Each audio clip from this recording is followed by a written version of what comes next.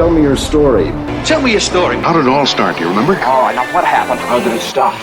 This is Small Business Origins. Yeah, what's up, everybody? Welcome back to another episode of Small Business Origins. You're tuned in. It's our nationwide search for entrepreneurs that have a story to tell.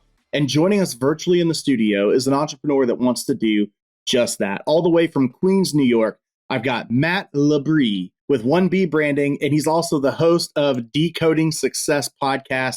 Matt, welcome to the show, man. John, thank you so much, dude. You just gave me a nice chuckle, man. I love it. You're crushing it, man. I do want to take a quick second and just say thank you for the opportunity, like what you're doing. And I mean, listen, I'm literally getting the chills. Like the way that you give back with this show, as you just alluded to before we started recording, is a beautiful thing. So I'm very grateful for this opportunity. Excited to be here with you. Dude, I'm just as grateful for this opportunity as you are. I know it sounds cliche, but it's like being in the podcasting industry, being able to do this every single day, this is truly an honor. Like I never looked at where I was in life and thought, one day I'm going to be a podcast host and I'm going to get, 1,500 to 2,000 downloads per month of people that want to hear my content. And of course, it's not me that they're here to listen to. It's people like you that I'm bringing in. They want to hear about these brands. They want to hear how they started, why they started, because there's such a more significant meaning behind owning a company and what you do. Like most entrepreneurs, I mean, I think it's easy for us to think they got into this because they wanted to make money, and of course, yes, you're not doing what you do because you want to just do it for free. You want to make money, pay your bills, and make a decent living. But there's always an underlying reason as to why you opened a company or got started as an entrepreneur. And those are the things that people want to hear. Those are the stories people want to hear. And for me to be able to be lucky enough to bring this story to the forefront, it's always an honor for me, man. I love it. I never have a bad day in podcasting. It's always fun. Even when I'm rushing around with a ton of stuff going on in my personal life, business life, whatever else, podcasting is like, it's the place that I go to where I know I can just break away from everything and be happy. And you don't need drugs, alcohol, or anything crazy. I can just be happy and get my dopamine fix right here meeting awesome people just like you. So I love that, man. Heck yeah. Well, we'll move into the icebreaker question because that's what we start our show off with every single episode. Today's icebreaker question is, what never fails to make you feel emotional? Dude, you're asking one of the most emotional men in America this question. I mean, fuck. Am I allowed to, pardon my swear word, but seriously, man. Like, That's all right. I mean, I could be watching a freaking movie and I start tearing up. In regards to getting emotional, I'll be honest with you, man to man, for a large portion of my life, I want to say 26 to 27 years, I never showed that. I was super, super numb. And listen, the numbness served me well, but ultimately it backfired and I needed to start embracing who I was at my true core essence. I mean, you could tell me a success story that you had last week or a year ago or whatever, and I would probably start getting emotional. I literally just said I had the chills as you opened up this show. Like, I'm a very emotional guy. It doesn't take much. And I think that's because I'm able to connect with people, and many people are, right? Like, we're able to connect on a soul level, soul to soul. Like, dude, at the end of the day, we're all human. We all want love, and when we're able to like push the curtains to the side and really see into someone, like, you just connect with people on a deeper level. And I've been able to access that and tap into that and start to own it. So it doesn't take much to get me emotional, bro. Yeah, no, I'm the same way, man. I wasn't for a long time. I was not an emotional person. I was like probably the best first responder you could ask for because I would go into this crazy situation and it would be just so messed up and gruesome and not something the average person could see. And to an extent, I mean, I still do that now. I was talking to my brother-in-law the other day and he was like, yeah, man, I was driving by, headed to work or, wherever he was going. And he was like, I saw this car and it was wrecked and there were these people and all this stuff. And he was like, it got me to thinking how there's no way I could do what you do because just seeing that freaked me out, and he's like, so to be able to just turn it off and do what you do is so crazy to me. And so I've always been kind of that perfect first responder of being able to do that. And I still am. It's just that a lot of things hit me a lot different after I became a parent. When I had my first kid, all the way up now to my third kid, it's hard for me not to get emotional during certain things because you just always think about whatever it is, your kids or your family or your friends. And, you think about the things that you see at work and happening to them. And then you come home and, for me, the big one is like my answer to this question would be watching TikTok. There's certain audio I can hear and immediately I'm already emotional because I just know, when you hear to infinity and beyond, and then you've got like the music after it, it's going to be a sad video right off the bat. And 9 out of 10 times for me, it's a parenting video. Those get me hardcore, man. I just saw one today that I actually duetted on my personal TikTok, and I didn't duet it, I stitched it, but I just kind of had to, finagle this way of stitching it myself, where I had his video in the first 5 seconds of mine. And then after it was my daughter. So the guy is the tired dad on TikTok. I don't know if you have seen his videos or follow him, but he basically just does all these parenting TikToks. And he did this one that said, when you hear your child pronounce a word correctly for the first time, and you'll never hear them mispronounce it again. And I was like, oh my God. Immediately made me think of a video I had of my daughter when she was like, I don't know, 3-4 years old, maybe even younger. And she was telling me Cinderella is a princess. But instead of pronouncing it correctly, she said Cinderella's a princess. And forever, we just laughed and just loved that video. And then one day I heard her saying Cinderella is a princess. And I was like, oh my God, I'm never going to hear my little late say Cinderella is a princess again. Like that's it. That's the end. So when I saw his video today, straight up emotional, had to make a video about it. TikTok gets me every time. But you're right, bro. I'm with you. Like movies, TV shows, all of that stuff happens on it. I get invested into those characters. I'm an empath. And then I feel all that emotion. And then I look over at my wife and she's just like cold and heartless and just not crying at all or tearing up or anything. And I'm like, bro, how can you be watching this with a straight face? She's like, well, it's fake, or it's not, my family or my friends. And like, I feel for everybody. So I just can't understand it. I love that, dude. And I think that's a really beautiful story you shared about your daughter. I mean, it goes to show the importance of being present as a parent, right? I mean, I'm not a parent just yet, but I mean, you just really reinstilled that in my mind, the importance of it, because oftentimes I think about the moments we won't get back, or more so along the lines of like, hey, like, the present is all we have. The past is already gone. The future is not promised. But in regards to, having children, it's like you're seeing their evolution, and you had that laugh in regards to how she was trying to pronounce something, but that evolution will take that away. It's like, you got to embrace those moments. I love that you do. Yeah, it's hard, man, because again, another TikTok video. I'm telling you, this is so the answer to my icebreaker question, but another TikTok video, that's exactly what it said was,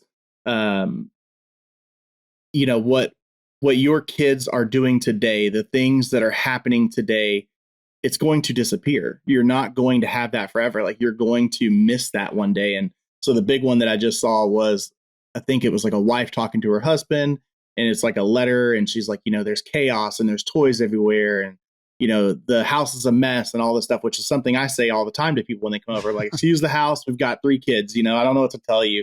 And it's like, one day you're not going to have that. The house is going to be empty. The furniture is going to be new. The carpets are going to be clean. There's not going to be crayons everywhere. There's not going to be all this stuff. And you're going to wish that there were, and so that's just, for me, that's the whole thing, man, is it's like the greatest joy, yet another TikTok video, the greatest joy of having kids is watching them grow up. The saddest thing in your life about having kids is watching them grow up. So yeah, you're in for a ride, man. When you do have kids one day, it's gonna change you even more. So if you were already emotional, I don't know what's gonna happen to you when you have kids, man. Because for me, that's what made me an emotional person for sure. Yeah, I love that, dude. I love that. Yeah, the closest I've gotten to that is with my pup. I'm sorry, I was about to say I had him. Imagine I had a dog. That would be pretty crazy. I adopted I adopted him back in 2020, and watching his evolution. I mean, there's times I'll just be like sitting on the couch with him, and you soak it in, just like what you're saying. Like, he was literally the size of my hand. I mean, I have a rather large hand, but like, he was the size of my hand when I got him. Now he's 70 pounds, and it's just like, where the hell did the time go? And Yep. I play fetch with him as much as I can, because it's like, dude, maybe one day he's not going to want to play fetch with me, So just trying to embrace it all. Hey there, entrepreneurs. Are you tired of juggling multiple platforms for your marketing and sales needs? It's time to revolutionize your business operations with Wingman. Wingman's an all-in-one marketing automation software. It's designed by experienced marketers who understand your struggles. It's a game changer. It combines the best tools to streamline your communication, automate your workflows, and grow your business. Capture leads using landing pages, surveys, forms, and more. Nurture them with personalized messages via voicemail, SMS, emails, and even Facebook Messenger. And close deals with built-in tools to collect payments, schedule appointments, and track analytics. Say goodbye to multiple marketing tools and hello to Wingman. It's your unified platform for all business needs. You can enhance your online presence, manage your reputation effectively, and cultivate leads effortlessly. So are you ready to take your business to new heights? Visit trustyourwingman.com today and let Wingman be your co-pilot to success. I read to Wingman. Well, Matt, we're here to talk about you, man. So let's hop into your origin story. Where'd you come from and how'd you get into entrepreneurship? Yeah, man. Born and raised New Yorker. I think it's safe to say, and listen, I don't want to sound like an arrogant New Yorker, so I will preface this by saying that there are gifts from wherever you are from. You could be from Houston, Texas. You could be from, Paris, France, or anywhere in between. No matter where you're from, there are gifts, and that is without a doubt. On the side of being a New Yorker, I think it's safe to say the streets are just filled with this hometown hustle.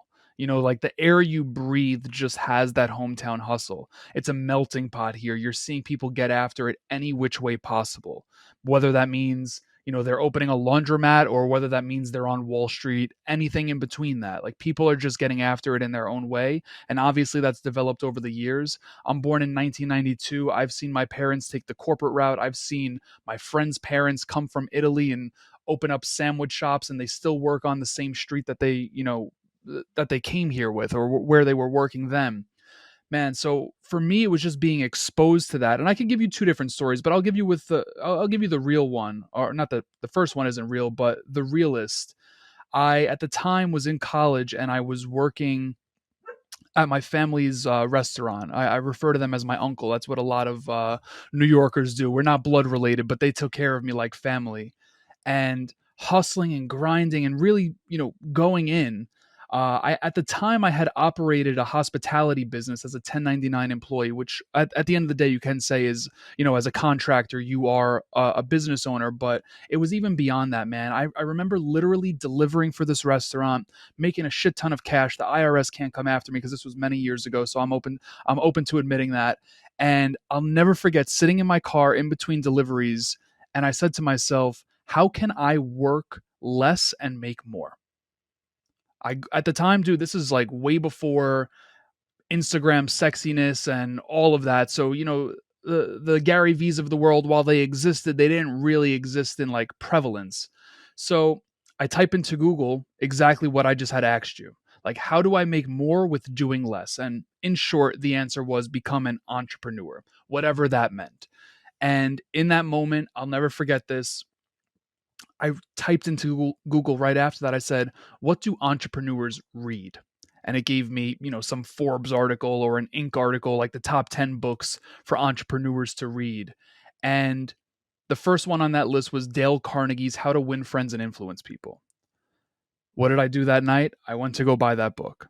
And I said to myself, you're going to read this front to back. Dude, I failed out of college. I got kicked out of 2 high schools. I didn't get accepted into high school. I was not someone that read for leisure. Not a chance, but I did. And that started the trajectory. For years, I was what I would refer to as an intrapreneur. And then in short, I believe it was my ego, which was in the driver's seat, which is not something I suggest for anyone. But my ego was in the driver's seat, and that ultimately led me to starting my business. So I spent years working with Damon John of Shark Tank. And like I said, that ego just led me to jump off the cliff and try to build a plane on the way down. Another thing that I don't suggest, but I had to live it. I had to live it to be able to say that. It's an insane way to get something done, but I don't know if it's just the ADHD in me, but 9 out of 10 times it's like that's the path I choose because I work good under pressure. So if I'm working well under pressure, nothing puts you under that, like just trying to leap into something and having no idea you're going to have a parachute, a plane, or you're just going to fall to the earth. Like you got to figure it out. And that's something we hear quite a bit with entrepreneurs is that it's kind of like they got shoved off the cliff and they had to figure it out and make it work.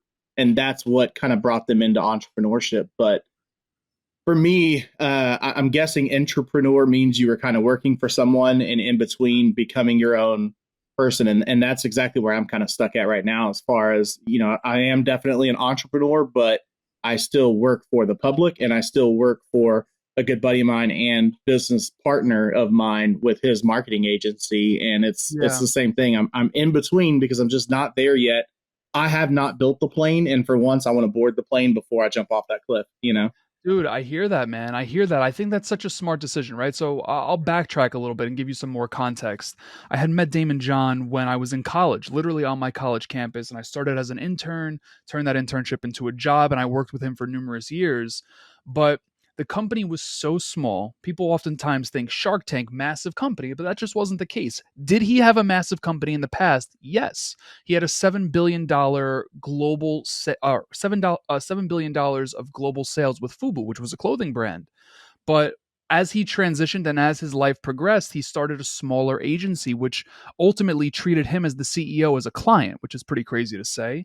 And everyone operated, no one had the same job title. So this is actually what I mean by intrapreneur. Like, we were entrepreneurs working inside of a company, right? Like, we all had our own divisions, our own tasks that had to be Mm. figured out by us because there was no one else. It's not to say that we didn't work as a team, right? I don't want that to be like a misconception here.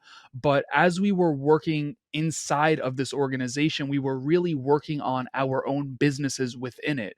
So that was, that was a really good taste of deploying an entrepreneurial mindset within an organization. And I think that allows you to expand fruitfully when you do make that pivot, if you ever do. But when it comes to building that plane on the way down, dude, I mean, I'll never forget it. This was back in 2018.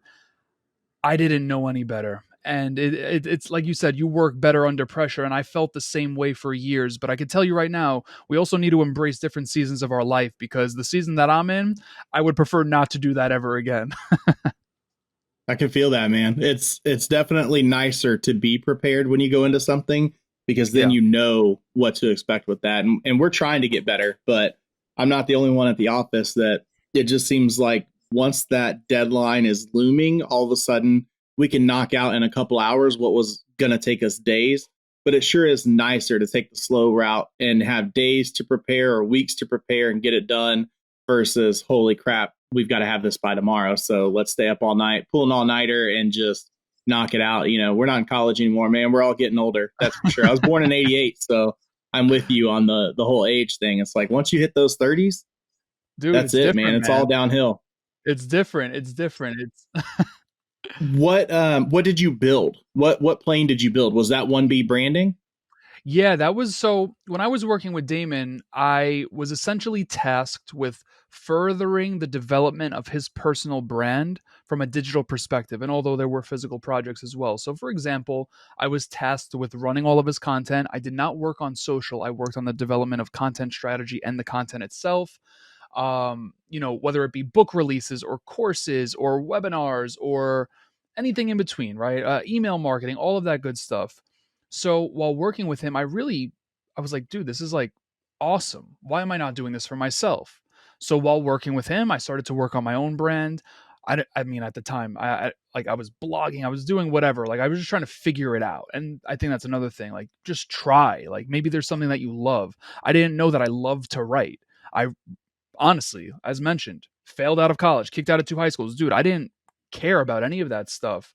So I found out that I loved to write through that process, and I started to like put out my own content in ways that talked about past experiences. Example A would be how I turned an internship with a shark into a job, etc.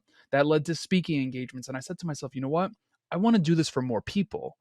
And that led me to launching 1B branding. And, a lot of people that I've come across, and I specifically service personal brands, whether it's a coach or an author or a media personality, anything in between. On the personal side of things, I started to realize that, including myself, a lot of us didn't know who we are, and that comes down to our own conditioning and our own programming and everything in between of that.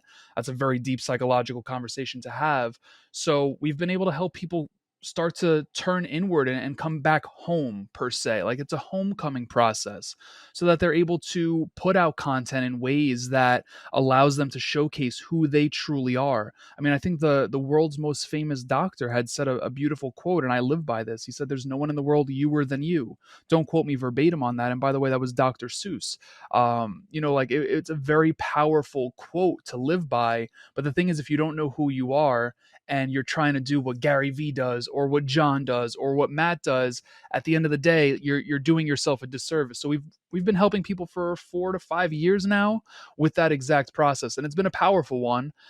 We have a good time doing it, but I will say, seasons shift. Some days I don't love it, some days I do. It's a part of it. It's a part of it without a doubt. It's a part of life. You have to learn that. Yeah. It's hard. It's something I struggled with when I was younger. I've had so many jobs. I've just bounced from job to job because I was the type of person that I would get into a job 6 months to a year in. I've already learned so much, moved up, done so many things in such a short period of time, and then I get bored. Because if I don't have that challenge, something there to challenge me, and it's the same old routine where I'm just coming into the office every day, Monday through Friday, 8 to 5, and it's all the same, or I'm going to sling pizzas, or I'm going to work on a ranch, or I'm going to work for a city. Like all of these jobs that I've had, I just get bored. So then it's like, cool, on to the next thing. I'm out. See you later. And now that I'm 35 and I'm like, man, if I would have just stuck with firefighting from the beginning, I would be close to retirement right now. If I would have started at 18 and then gone through the whole thing, I could be retiring at 40, 45, 50, however young I want to retire. I mean, as early as 38.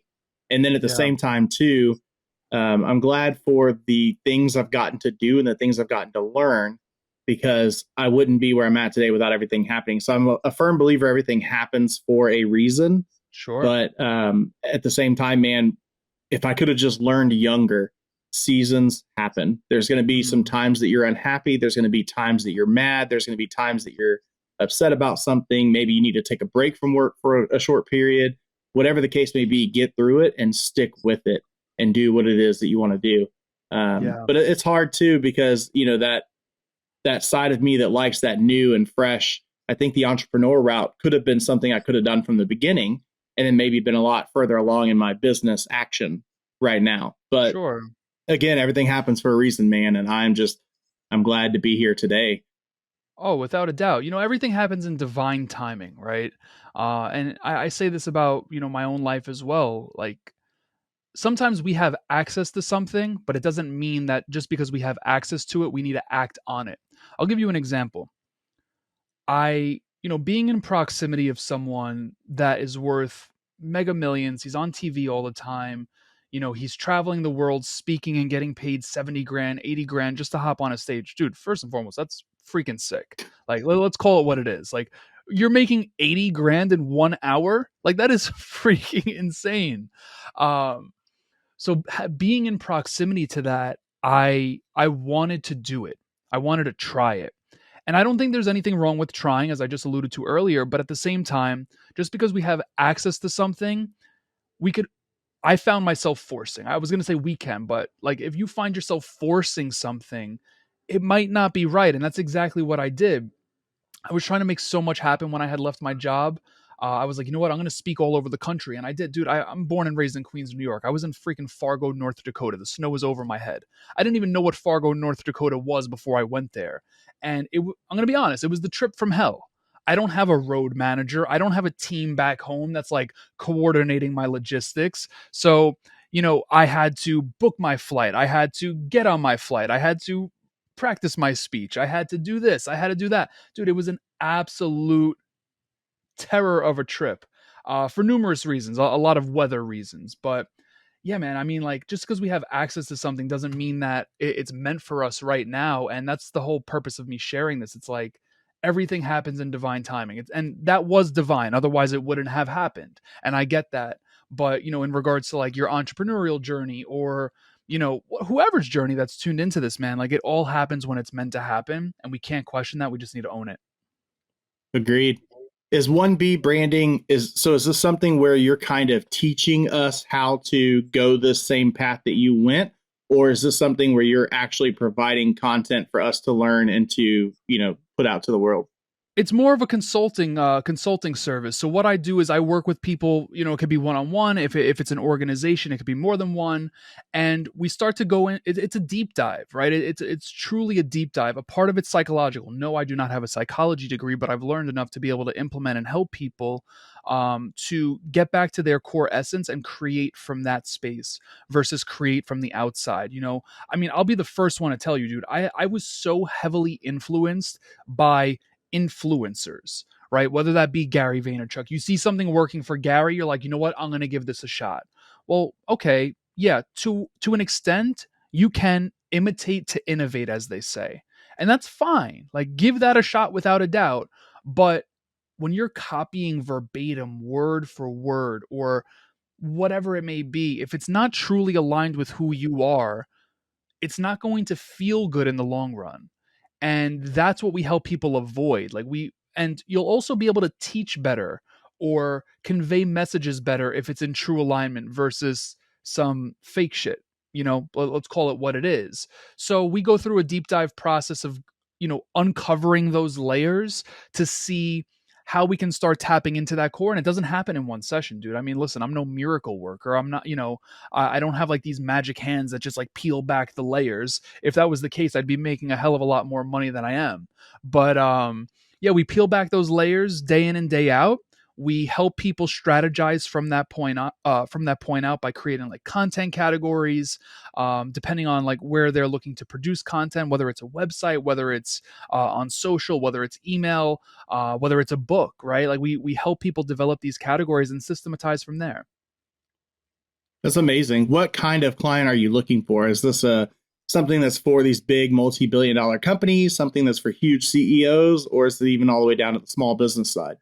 Yeah, so we specifically work with personal brands. That doesn't mean that we haven't worked with, startups or, brick and mortar organizations, but specifically we operate best within the realm of coaches, speakers, authors, podcasters, etc. when it comes to their personal initiatives. Reason being is because that's where my personal experience is, so I have most experience in that realm. But we've also worked with startups, man. We put together some really awesome campaigns as long as the brand we're working with can get to their core. Right.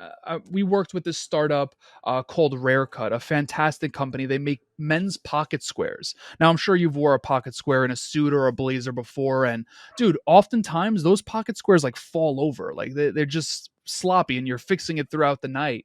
This particular organization, they created a patented technology that keeps the pocket square up. So we participated in campaigns with them that helped them raise over 50 grand from a crowdfunding perspective, which is honestly incredible. So we've dabbled in that space too, but we really thrive in the personal brand side of things because that's just I don't want to say easier. That would be a terrible word to use, but that's just our cup of tea. Right. It's not easier. It's just easier for you. There you go. You nailed it. It comes more naturally for you. Exactly. So how do we get started with that? How do we find out more information? How do I qualify myself to even know if I need to talk to someone like you? Yeah, man. I mean, ultimately it comes down to a few things. Like if you need this service, it could be that you're launching a new product and you don't know where to start. Right? We don't discriminate. If you haven't put out a single piece of content on social media before, that's fine. Or maybe you're on the flip side of that. Maybe you have and you're like, you know what? The content I'm putting out is what I had for dinner with my wife on Friday night. And that's not that's not pushing my business forward. So people come to us when they're in those particular positions because they don't even know where to start. And listen, you could be an author coming out with a new book. We'll use that as the example. Well, okay, how do I provide value to our potential community, our potential audience, while at the same time promoting the book and doing this, that, or the other? So that's a great place to start. Furthermore, I mean, I work with a woman right now. Her name's Nelly Galan. She's literally the reason that ESPN exists in South America. She's a New York Times bestselling author. She is a top ranked podcaster. She's crushing it. Bottom line, she's crushing it. Multi-millionaire many times over. She could buy my life. Like she literally has that much money, but she works with us because the experience of working with Damon John, someone that's been so far down the path, someone that's been there and done that many times over, could still utilize these services, right? Ultimately, it's just for people that want to further their reach. And sometimes I could be the first one to tell you this, dude. When it comes to my own content, I'm my biggest critic. So I could use my own service. Like if someone else was offering this, I could use my own service. There's no discrimination when it comes to if someone's just getting started or if they're a multimillionaire many times over. But anything in between that as well. That's amazing. So are you pumping out information like a lot of other consultants? Like, can I go find you on YouTube or Instagram and see some videos that are kind of giving me those tips and tricks and hints up front before I even start working with you? So I'm going to be honest. The answer to that is no. And I'm going to tell you why. I utilize my own brand as our leverage tool. What I've been able to create, and that is in numerous different areas, right? And I can give numerous different examples to numerous different people. If you want more speaking engagements, I could show you how to do that through content. I've done that. I've spoke all over the country. Maybe it was forced, as mentioned just a little while ago, but I've been able to do that. We could help you with that. If you want to launch a book, right over my shoulder, I have a plaque for launching a New York Times bestseller. I utilize my own Rolodex. I utilize my own experiences for stuff like that. You want more podcast hosts, you want more podcast downloads. I do that day in and day out, whether it be, Grant Cardone or Patrick Bet-David or whomever. I could show you how to utilize content to attract guests of that sort if that's what you're looking for. The arenas are all across the board, but once again, I utilize my own experiences. So if you're like, hey, Matt, I want to create content to have American Express sponsor my next trip. Truth be told, I can't help you do that. I've never done that.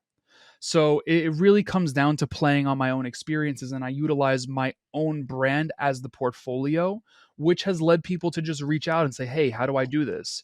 So that's the best way to describe it. I'm not out there on YouTube specifically talking about this because I could stretch myself very far and very thin with everything that I have going on, from a podcast to a business XYZ. And I do dabble with some content ideas every now and then because, hey, it can't hurt. But ultimately, at the end of the day, I utilize my own portfolio, my own experiences. So if I don't know what is the best content to push out, if I don't know what I need to get started with, for instance, like let's say I just had no experience publishing a podcast, but beyond the editing and actually publishing it, I don't know how to promote it. Let's say that.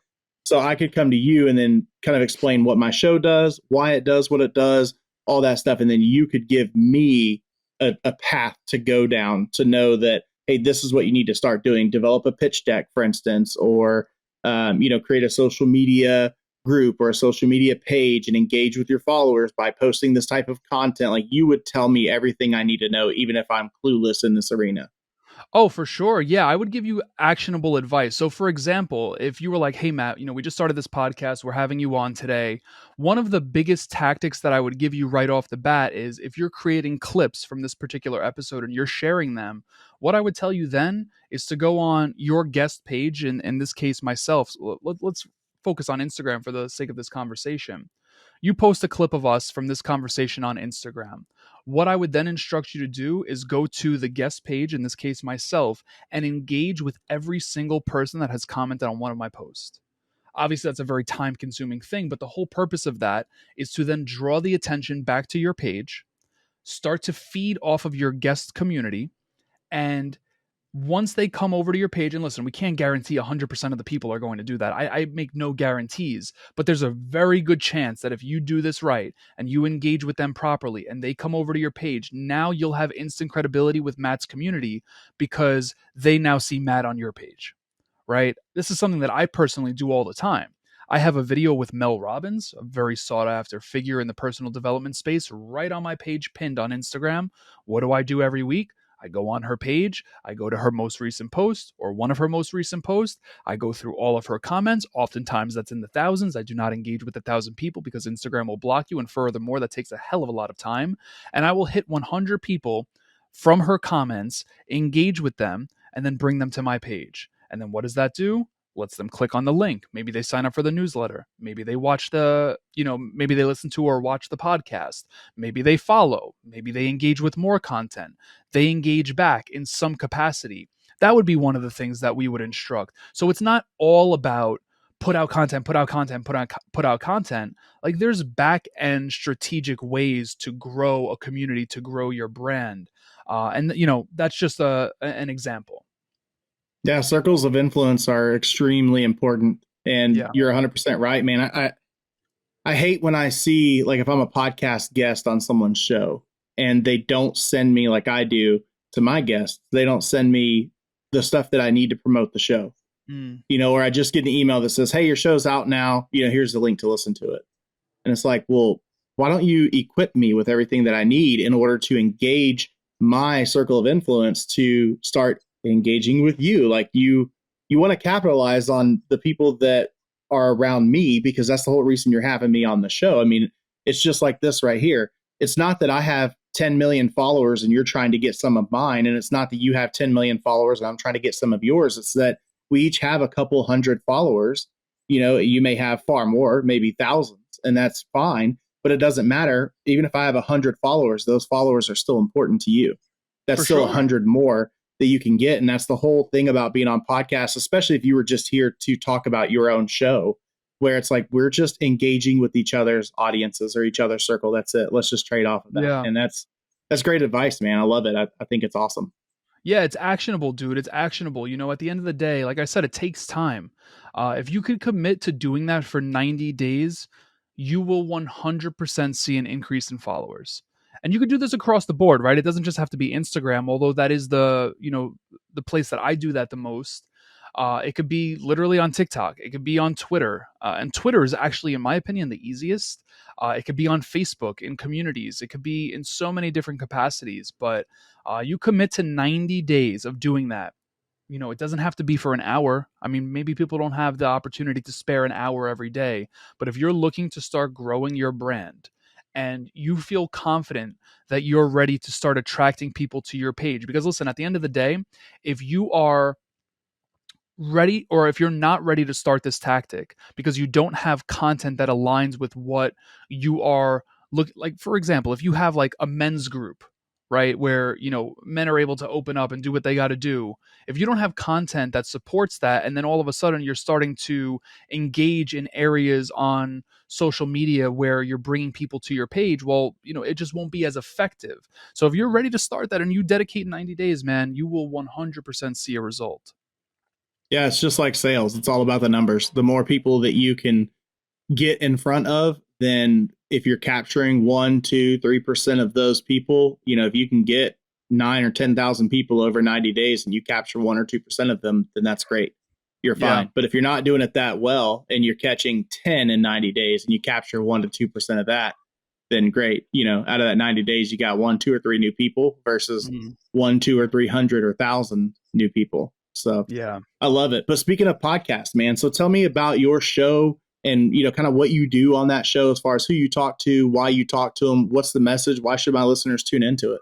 Absolutely, man. I mean, I'll bring you back to the origin story of this. Back in 2018, maybe it was even 2017, potentially 2016, I had an intern who became a coworker. He's a very good friend of mine. His name is Matt. Man, he annoyed the hell out of me back then, dude. He was like, you need to start a podcast. You're doing all this speaking. You're running around the country. You're doing this, that. I'm like, dude, when the hell do I have time to start a podcast? Do you not see me in the office with you 5 days a week? Most of the time 6, because I worked on Saturdays as well. Like, when the hell do I have the time for this? And when I had left my job with Damon John, that was the time, because you want to know what? I jumped off that cliff with no plane, and I'm like, well, what the hell am I going to do?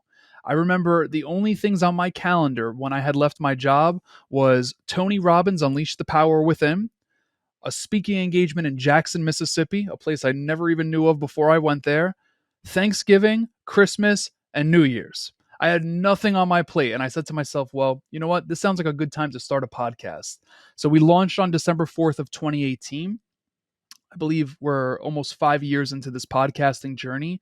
We've had incredible conversations with many brilliant minds that span many different walks of life. But the ultimate goal of this show is to help people come home.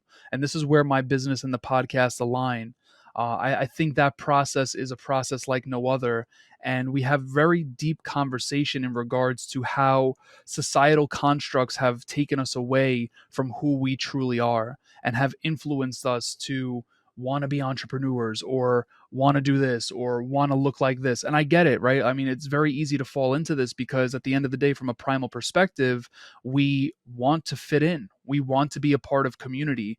But the thing is, we oftentimes find ourselves in communities that don't align with who we truly are. And then we wonder why, we feel some type of way, why we might be, depressed, or why we might feel anxious, or whatever. Like we put these pressures on ourselves, and we're just acting out of alignment most of the time. So we have these conversations, and the crazy thing is, we do this with some really incredible business minds as well. Are you familiar with Jay Abraham?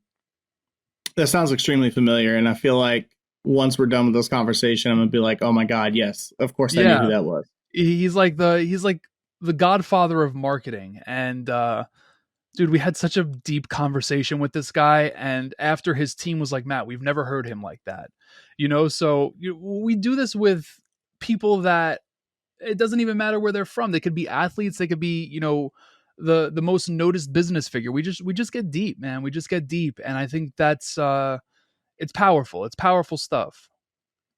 Yeah. What are some of the books or the content that Jay Abraham puts out? Because I'm willing to bet in my marketing class in college, I've read one of his books or did something on his stuff. It sounds so familiar. Yeah, he definitely has books out there, and I'm going to be honest, I haven't read any of them. He's known for his events. Like, people hire him as a consultant. He told a story on my podcast how he, and don't quote me verbatim on this, but essentially how he brokered a deal between a very large car company, which I believe was Mitsubishi or Mazda. It's one of the M's. I know it's not Maserati. I could tell you that, but it's either Mitsubishi or Mazda. And dude, he's just so good at what he does. Like, this deal was like done, and then he got involved and like pushed it through between like an advertising company and this dude. Absolutely incredible work. But he's on mega podcasts. Like, his name is all over the place. Specifically, he's most known for the work that he's done with like Tony Robbins. The work with he's done like massive work with some massive people. And people hire him as a consultant privately. I'm sure that costs a pretty penny. And I said to him, I was like, Jay, one day that's my goal. Like, I'm gonna hire you one day. I'll tell you that day ain't today, but it's coming, man. Yeah. So what is the topic of this show, to just kind of talk about how to get to the successful point like these people that you have on? Part of it, right? So what when we had first started the show, what I thought the purpose, and listen, different seasons, right? Different Sure, seasons, dude. This was absolutely. 5 years ago. When I had started the show, what I did was I would ask everyone how they personally define success in the beginning of the show, how they once defined success, and filled in the blanks, right? That was the premise of the show, and it still is to an extent, but I don't want to say that that became repetitive, but we saw the pattern. Like, I think our community finally just like, they're like, hey, I got it, Now what we do is we uncover more of the why. And I apologize if you hear a dog. This is New York City for you, literally right outside my window. But yeah, man, like, we uncover the why. Like, why did you make those shifts to go from defining success as X amount of money in your bank account to now defining it as whatever it may be? Like, the why between that, and really diving deep and decoding that, because that's where people are going to resonate with more, or what they'll resonate with more, as opposed to just, hey, I defined it this way, now I define it that way. X happened in 2003, this happened in 2008, et cetera, et cetera. So we're turning inward, man. It's a turn inward, and it's honestly eye opening. It's really eye opening to be able to create a forum or a community of resonance for thousands of people to just feel like they're not alone. Yeah. How many episodes have you published? we're about to hit 300. Nice. I want to say, I mean, listen, our cadence has changed so many times over.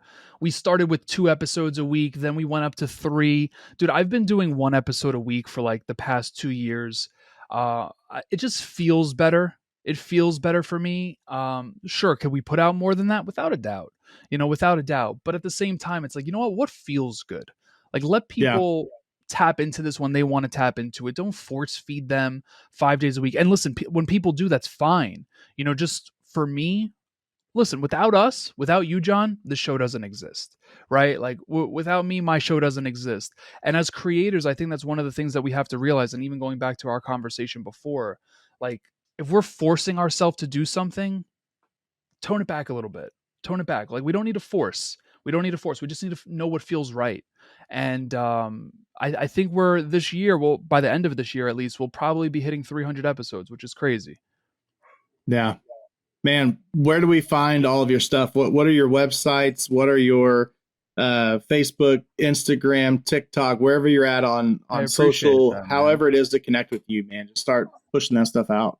I appreciate that, John. I think first and foremost, the podcast Decoding Success, it's on every platform that you could listen to a podcast. Like I said, 1 episode a week. We have a lot of fun with it. And then honestly, primarily, I'm specifically on Instagram. I dabble with Twitter. The handle's the same. It's at MATT_LEBRIS, at Matt_Lebris. I answer all of my DMs. I'm open for conversations. We have a lot of fun with just back and forth banter all the time. Put up some fun Twitter polls every now and then, and we have a good time with it, man. Yep, that's what it's all about. I've been on LinkedIn lately. LinkedIn's kind of been my big one, I guess, because it is more business oriented, obviously. And there's been some really good discussion about AI. Let me ask you a quick question, dude. I got off of LinkedIn because I can't deal with the spam, bro. I hate it. Do you encounter that on LinkedIn?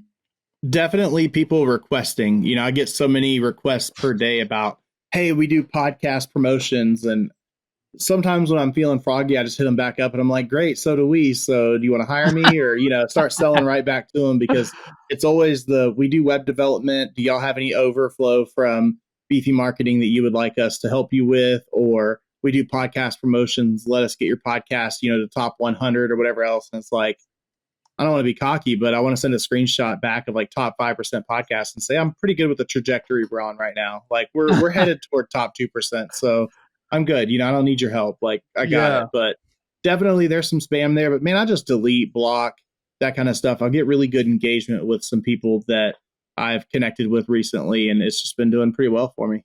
I love that, man. Yeah, LinkedIn's a fantastic platform, dude. I mean, the reach on posts there is incredible.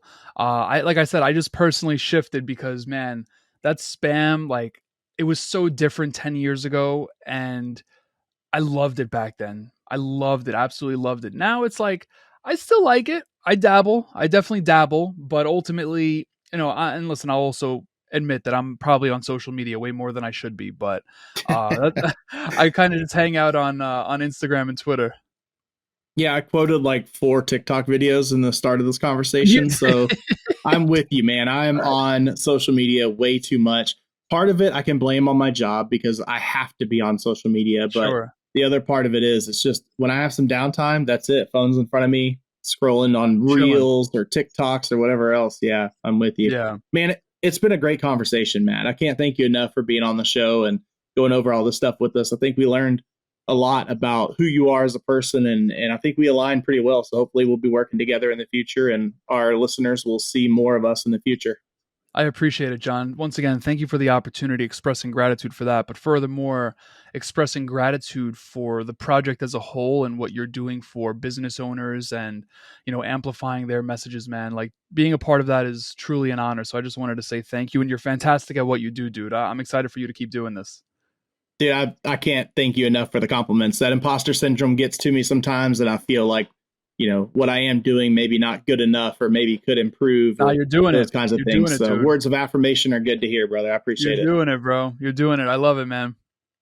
Listeners, thank you for tuning in to another episode of Small Business Origins. As always, we're going to have everything you need in our show notes below. So all you have to do is take a look. You can click those links, connect with Matt directly, his company, listen to the podcast. all of those things we ask you to do every single week because it's 100% free. You don't have to pay. You don't have to have him as your consultant. You don't have to subscribe to a show with a monthly subscription fee or anything like that. All of this stuff is free, and everything you do means so much to people like us. So thank you for tuning in, giving me another download. That's one of those ways that just helps me out in everything that we're doing. It's truly appreciated. And we're going to see you on the next episode when we bring another entrepreneur from across the country. But until then, as always, that's it for us. We'll see you next week, and stay beefy, my friends. Thanks for listening to another episode of Small Business Origins. I love an origin story. If you like what you just heard, leave us a review, subscribe, and share with a friend. You guys, check this out. They're going to love it. You're going to love it.